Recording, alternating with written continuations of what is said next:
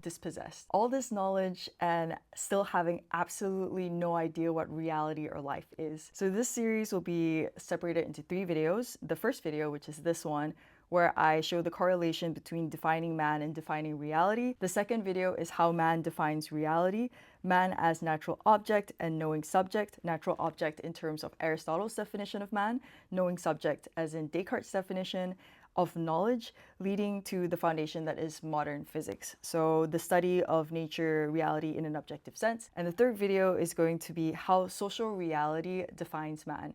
And then there's the question of like, oh, is there a reality outside of the social reality? And the third video mainly talks about how it is that these 2 definitions that I mentioned from Aristotle and Descartes is completely wrong, because man is not natural, but man is social. Like, reality is not based on man's will, contrary to popular belief. Because it's not dependent on man's will, it's not dependent on the cogito, and the cogito is the foundations of knowledge, and therefore we're lost in ignorance. This is going to be really fun. This video will be separated again into 3 parts because I'm really into 3 parts. The first is going to be this kind of flow essay that I wrote, I think a week and a half ago, about why I think that this is a very important question.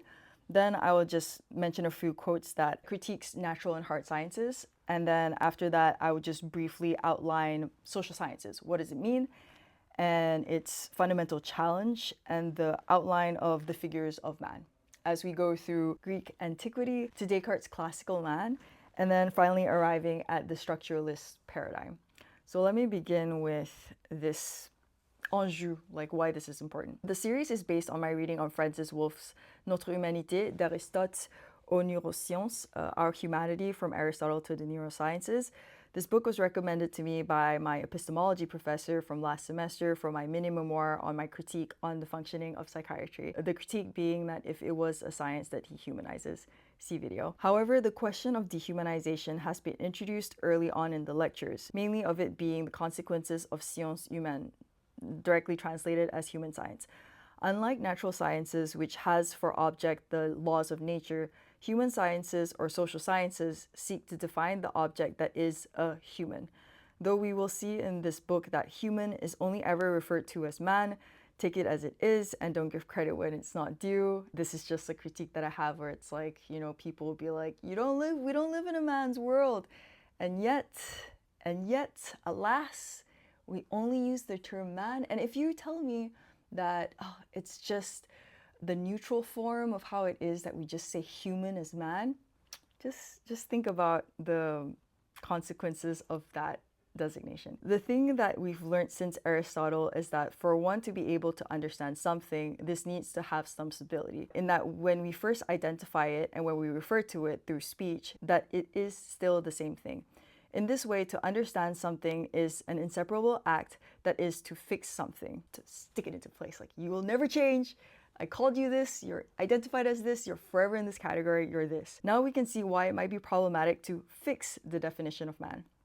It means that they cannot be any other way. And to define a genre, a type, it means that somehow this must apply to every single person who would like to be considered as human. So the question is, how are we to define human? In this series, we'll be going through the progression of the homme antique, man of antiquity, or the man from the period of Aristotle, to Descartes' l'homme classique, the classical man, and finally, l'homme structurel, l'homme assujetti, le non-sujet, man defined by structures, the subjugated man, or the non-subject. What does it mean to be the subjugated man? What is one subjected to? Why does it sound so painful? That's because, my friend, it really is painful. Not just a pinch, but a huge existential ouch, where one is constantly told that one knows not only nothing about the world, but also nothing about themselves. A subject who is not a subject, a complete opacity and incapacity of knowing, a complete dispossession of the primary characteristic that makes one human, and in terms of Aristotle, logos, reason, and speech, and in terms of Descartes, of knowledge. In other words, we are dispossessed by the only thing that defines us as human. The social sciences dispossesses us of our humanity. To follow this progression, I will end this introductory video with 2 main points. One is that the post-structuralist movement of Derrida and neurosciences won't be treated in this series because I've personally only read up to Bourdieu, Foucault, Lacan, and Benveniste. Donc, I'm only more familiar with the structuralists and constructuralists. and I can't give a fair treatment on the post-structuralist movement, but book club will treat this via Zizek, the sublime object of desire. Yeah, so if you would like to actually support my work, I thank you everyone who has decided to support my work. Part of the perks of joining Patreon is that there is book club. I'm also thinking of like director's cut or like tangents or blooper reels. But yeah, it's all in the process, and yeah, thank you for your support. And the second main point that I would like to make is that the main stakes of this question, where I think that defining man is intrinsically correlated to defining reality. This was a question that I actually had during the second lecture of my epistemology seminar, which is, can we really differentiate the human sciences and natural sciences as neither escape the point of view and the needs of the observer? The professor looked at me and he's like, ever since this question, every time I had a question, like I was like, hi, I have a question. He's just like, you with the big questions. Like, and I mean, fair enough. It was only the second class, but that was like a burning question that I had. And he couldn't answer me. And it was great because he turned me to a book that can. I read Wolff, and Wolff elegantly puts it as, si la science montre que X, c'est que l'homme est Y.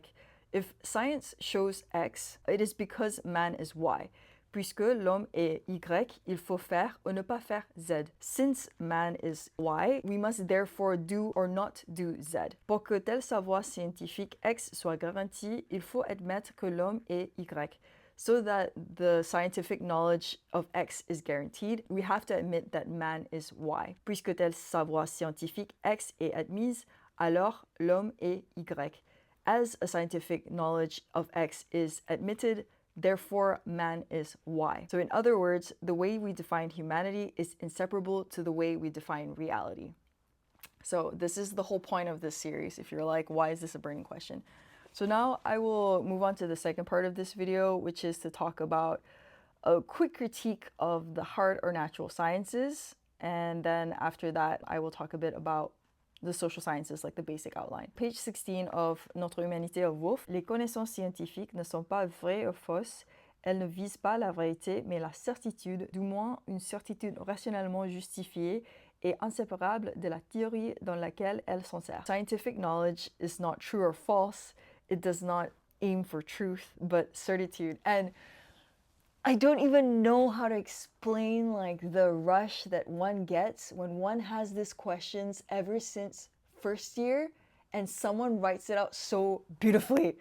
So hopefully I do even like 10% of this for you when you're like, oh my God, someone said it. Oh my God, someone said it in a way that I've been thinking about it for a really long time. So it's just, I'll finish with this translation, I'm sorry. At least certainty that is rationally justified and not separable from the theory in which it finds itself, in which it inserts itself.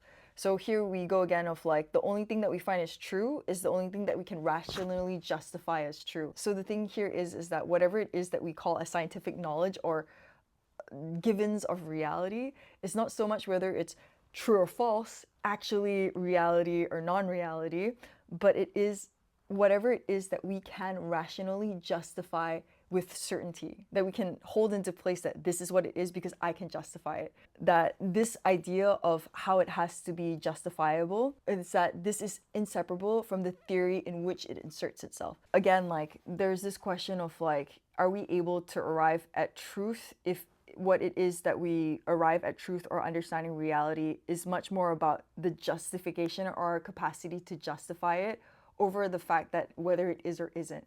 So let's just say something is true, but you can't justify it. Or something is false, but you can justify it in a way that makes you feel that it's true.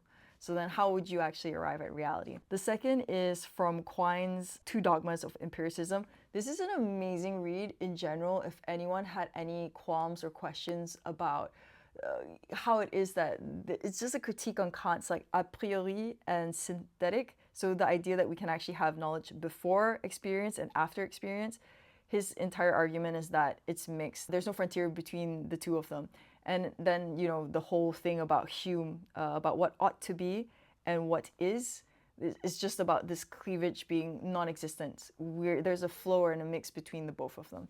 So if that's something that's interesting to you, I definitely recommend it. It's probably one of the best epistemological reads that I've had so far. I'll begin with, each man is given a scientific heritage plus a continuing barrage of sensory stimulation. It's like, you know, we have this idea of theories, And then after that, we experience the world with like the barrage of stimulation of sensation, so induction. And the consideration which guides him in warping his scientific heritage to fit his continuing sensory promptings are, where rational, pragmatic. If you've read Hegel's The Phenomenology of Spirit, it was, I'll try to keep this really short, but it's the idea that for you to be able to see something, you already need to know what the thing is, because the thing that is before is the same thing that it is after.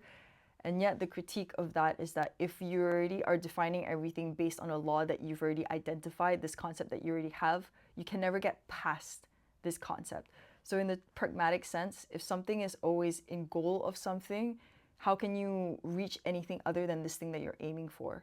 If your idea is to either prove or not prove a hypothesis, or your idea is to see what is or isn't helpful, it guides a lot of your understanding or your critical judgment of what it is that you take into account and what you leave out. So again, like, do you miss what actually exists based on all these not only conceptual screens, but also the empirical screens of the sensory influences that you have, which, as you move further into philosophy, or at least the direction that I'm taking, and I don't know if I want to share too much about this, but the idea that the only thing that's necessary is contingency. I've always had an issue with this idea of facts. But this is like something for another video. So the second quote that I want to share is, "It becomes folly to seek a boundary between synthetic statements which hold contingently on experience." Basically the idea that synthetic experience itself is not really justified because it's based on something that's contingent and therefore not necessary, and analytical statements that come what may. And then I just like cut it off, but essentially saying that like you hold on to this concept so much because this is the theory and this is the law, and you're like, I'm going to ignore all these contingent facts that are happening in front of me because this is the law and this is the theory that I hold by. And yet he goes, no statement is immune to revision, even logical law. That eventually, given enough bombardment of the sensory experience, you will change the data. It's kind of like statistical, right? During one generation, the statistic shows something, so then you're like, okay, this is the overall majority and therefore the overall reality or whatever. We usually like reduce it to the truth based on a statistic.